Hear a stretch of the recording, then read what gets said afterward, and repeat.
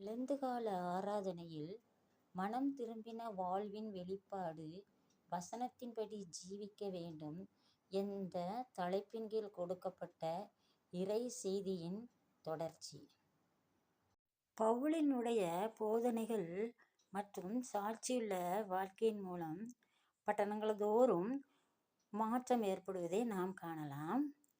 அதிலும் அவருடைய செயல்பாட்டின் மூலம் மாற்றம் பெற்ற ஒரு நபரை பற்றி நாம் இப்போ பார்க்க போகிறோம். அப்போஸ்தலர் 16ஆம் அதிகாரம் 16ஆம் வசனம் முதல் அந்த சம்பவம் சொல்லப்பட்டிருக்கும்.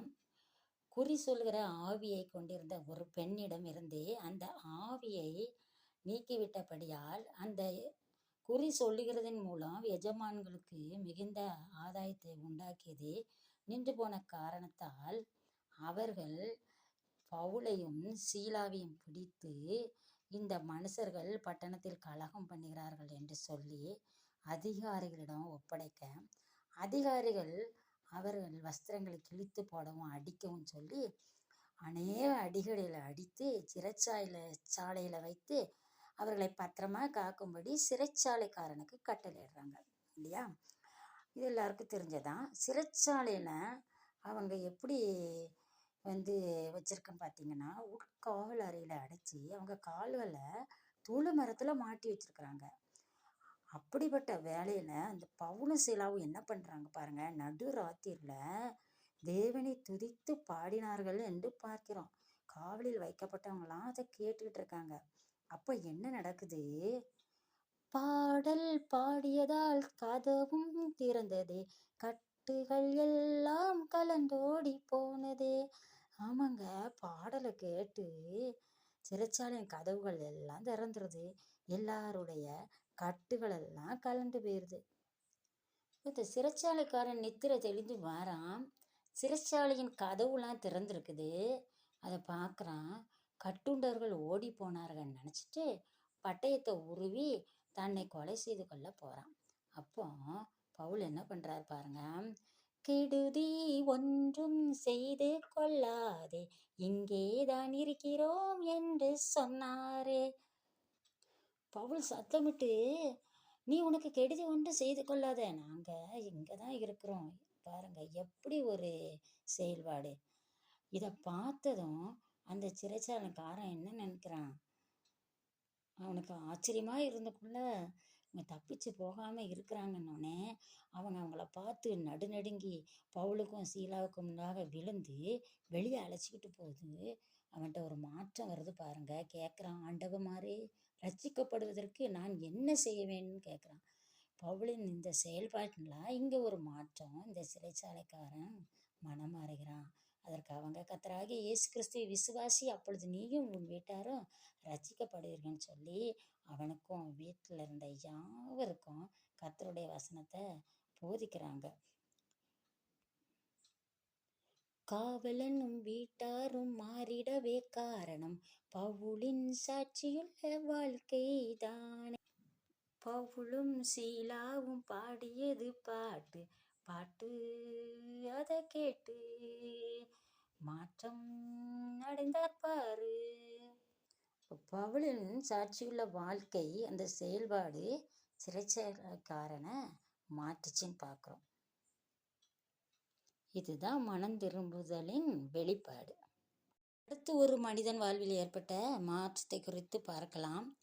லூக்கா 19ஆம் அதிகாரம் 1 முதல் 10ஆம் வசனம் வரை பார்த்தோமானால், ஆயக்காரனுக்கு தலைவனான சகேயுவிடம் ஏற்பட்ட மாற்றத்தை குறித்து காணலாம்.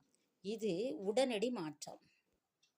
இந்த சகேயு இயேசுவை பற்றி அறிந்து அவர் எப்படிப்பட்டவரோ என்று அவரை பார்க்க வகை தேடுகிறான். அவர் போகும் வழியில் முன்னாக ஓடி அவரை பார்க்கும்படி ஒரு காட்டத்தி மரத்தில் ஏறினான் என்று 4ஆம் வசனம் கூறுகிறது. அவன் குள்ளனாய் இருந்தபடியால் இவ்வாறு காட்டத்தி மரத்தில் ஏறியிருக்கிறான். அப்போது அவ்வழியாக வந்த இயேசு அவனை அண்ணாந்து பார்க்கிறார். வசனம் இப்படியாக கூறுகிறது, இயேசு அந்த இடத்தில் வந்தபோது அண்ணாந்து பார்த்து அவனை கண்டு, சகேயுவே, நீ சீக்கிரமாய் இறங்கி வா, இன்றைக்கு நான் உன் வீட்டிலே தங்க வேண்டும் என்றார் என்று 5ஆம் வசனம் கூறுகிறது. இயேசுவை கண்ட சகேயு அவர் அழைப்பை ஏற்று என்ன செய்தான் என்பது பற்றி பார்ப்போம். பெயர் சொல்லி அழைக்கிறார் இயேசு. சகேயுவே, நீ சீக்கிரமாய் இறங்கி வா, இன்றைக்கு நான் உன் வீட்டிலே தங்க வேண்டும் என்கிறார்.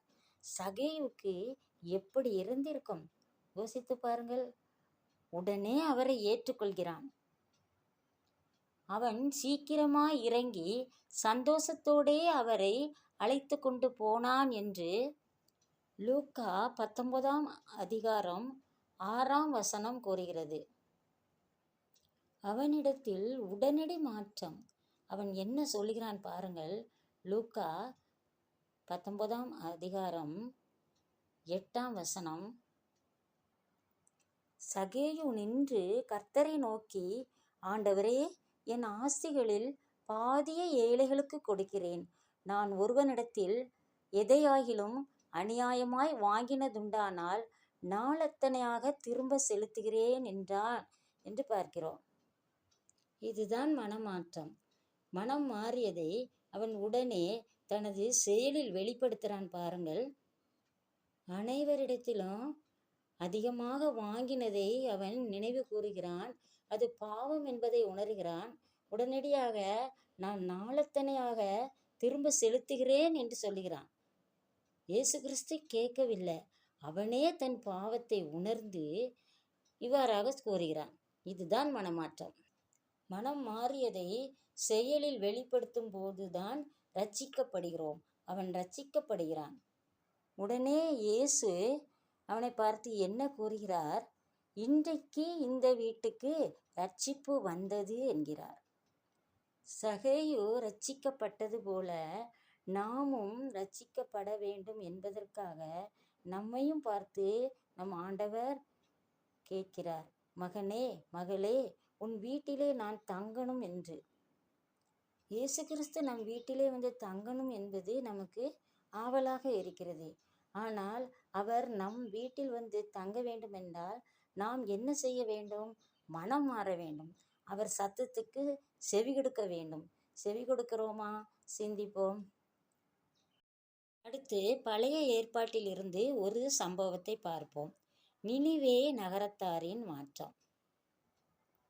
யோனா 3ஆம் அதிகாரத்தில் இந்த சம்பவத்தை காணலாம்.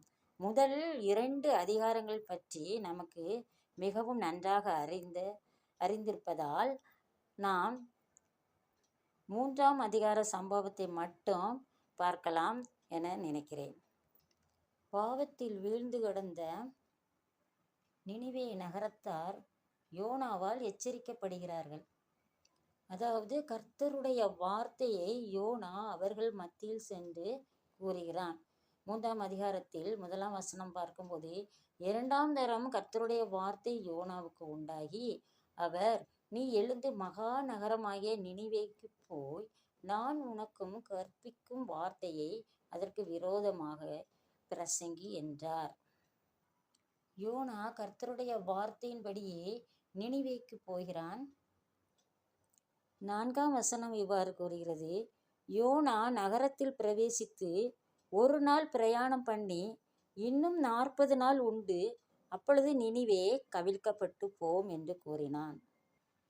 அப்பொழுது அந்த ஜனங்கள் என்ன செய்கிறாங்க? தேவனுடைய வார்த்தையை விசுவாசிக்கிறாங்க. இதுதான் உடனடி மாற்றம். இன்னும் 40 நாள் இருக்கிறதே, பார்த்து கொள்ளலாம் என நினைக்கவில்லை. உடனே மனம் மாறினார்கள். அது அவர்கள் செயலில் வெளிப்படுகிறது. எப்படி மனம் மாறினார்கள் பார்க்கலாம். ஜனங்கள் எல்லாரும் உபவாசிக்கவும் ரெட்டுடுத்தி கொள்ளவும் செய்கிறார்கள். இந்த செய்தி நினிவேவின் ராஜாவுக்கு தெரிந்தபோது அவனும் ரெட்டை உடுத்தி கொண்டு சாம்பலில் உட்கார்ந்தான் என பின்வரும் வசனங்கள் மூலம் நாம் பார்க்கலாம். மேலும் நினிவே எங்கும் மனுஷரும் மிருகங்களும் ஆடுகளும் ஒன்றும் ருசி பாராமலும் மேயாமலும் தண்ணீர் குடியாமலும் அனைவரும் ரெட்டினால் மூடிக்கொண்டு தேவனை நோக்கி உரத்த சத்தமாய் கூப்பிடவும் அவரவர் தம் தம் பொல்லாத வழிகளை விட்டு திரும்பவும் கட்டளையிடுகிறான். இவ்வாறு கர்த்தரை நோக்கி மன்றாடும் போது ஒருவேளை தேவன் மனஸ்தாபப்பட்டு கோபத்தை விட்டு திரும்புவார் அப்படின்னு சொல்றான். அவர்கள் விசுவாசத்தின்படியே நடக்கிறது. யோனா 3ஆம் அதிகாரம் 10ஆம் வசனத்தில் அதை பார்க்கிறோம். அவர்கள் தங்கள் பொல்லாத வழியை விட்டு திரும்பினார்கள் என்று தேவன் அவர்களுடைய கிரியைகளை பார்த்து தாம் அவர்களுக்கு செய்வேன் என்று சொல்லியிருந்த தீங்கை குறித்து மனஸ்தாபப்பட்டு அதை செய்யாதிருந்தார் என்று பார்க்கிறோம். நாமும் இந்த நாட்களிலாவது நம்முடைய பாவத்தை குறித்து உணர்வுள்ளவர்களாய் கர்த்தரண்டை திரும்பி ஒப்பு கொடுத்து மனம் திரும்புவோமா? சிந்திப்போம். இரண்டாவதாக, படிப்படியாக மாற்றம். இதற்கு ஒரே ஒரு சம்பவம் மட்டும் பார்ப்போம். கெட்ட குமாரன் கதை, அதாவது மனம் திரும்பிய இளைய குமாரன் பற்றி பார்ப்போம். லூக்கா 15ஆம் அதிகாரம் 11ஆம் வசனம் முதல் இந்த சம்பவத்தை நாம் பார்க்கலாம். அனைவரும் அறிந்ததே, எனவே நேரம் கருதி நான் அதிகமாக இந்த சம்பவத்தை பற்றி கூறப்போவதில்லை. குறிப்பாக இந்த கதை மூலம் நாம் என்ன தெரிந்து கொள்கிறோம், இளையகுமாரன் எவ்வாறு படிப்படியாக மனம் மாறினான் என்பதை மட்டும் சுருக்கமாக பார்ப்போம்.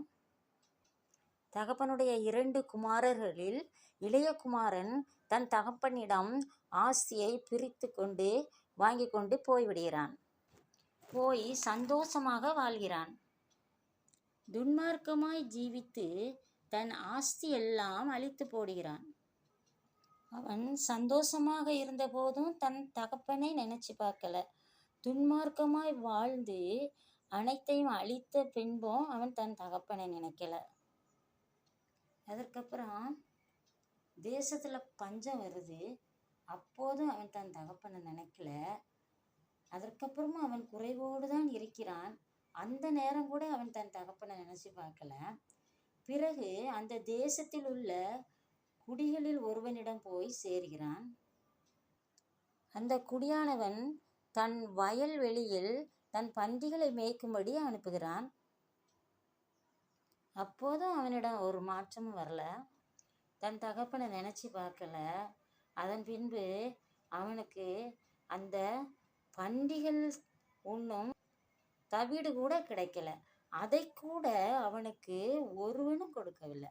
அதற்கப்புறம்தான் அவன்கிட்ட மாற்றம் வருது. நாமும் இப்படிதான் நன்றாக சந்தோஷமாக இருக்கிற காலத்தில் கர்த்தரை தேடுவதே இல்லை. துன்பம் வரும்போதும் நம்ம கர்த்தர் எச்சரித்து கொண்டே இருப்பார். எல்லாவற்றையும் உதறி தள்ளி விடுவோம். கடைசியில் பெரிய துன்பங்கள் வந்த பிறகுதான் ஐயோ இனிமேல் நம்மளால் ஒன்றும் முடியாது என்று சொல்லி கர்த்தர் பாதத்தில் விழ வேண்டியது. அவர்தான் எந்த வேலையிலும் எப்போ வந்தாலும் ஏற்றுக்கொள்ள தயாராக இருக்கிறாரே. லூக்கா 15:17 பார்க்கிறோம். அவனுக்கு புத்தி தெளிந்த போது என்று சொல்லப்பட்டிருக்கோம். அதன் பின்புதான் உணர்வடைந்து தன் தகப்பனிடம் ஓடோடி வருகிறான். தகப்பன் தன் மகன் தூரத்தில் வரும்போதே அவனை பார்த்து ஓடோடி சென்று அவன் கழுத்தை கட்டி கொண்டு முத்தம் செய்தான் பார்க்கிறோம். தகப்பனுடைய அன்பு எவ்வளவு பெரியது பார்த்தீர்களா? 21ஆம் வசனம் கூறுகிறது, குமாரன் தகப்பனை நோக்கி, தகப்பனே, பரத்துக்கு விரோதமாகவும் உமக்கு முன்பாகவும் பாவம் செய்தேன். இனிமேல் உம்முடைய குமாரன் என்று சொல்லப்படுவதற்கு நான் பாத்திரன் அல்ல என்று சொன்னான். தகப்பன் உடனே அவனை மன்னித்து ஏற்றுக்கொள்கிறார். உம்முடைய கூலிக்காரில் ஒருவனாக வைத்து கொள்ளும் என்று கேட்பேன் என்று சொல்லிதான் வந்தான். ஆனால் அவன் தகப்பனோ அவனை தனது சொந்த குமாரனாகவே மீண்டும் ஏற்றுக்கொள்கிறார். தன்னை தாழ்த்தி மன்னிப்பும் வேண்டியதால் மன்னிப்பு பெற்று அந்த மேலான பாக்கியத்தை அவன் பெறுகிறான். மனம் திரும்பிய அவனால் அனைவரும் சந்தோஷப்படுகின்றனர். இப்படிப்பட்ட மனம் திரும்புதல் நம்மிடத்திலும் காணப்பட வேண்டும். அனைவரையும் மகிழ்ச்சிக்குள்ளாக்க வேண்டும். அந்த மேலான பாக்கியத்தை பெற்றுக்கொள்வோம். சிந்திப்போமா?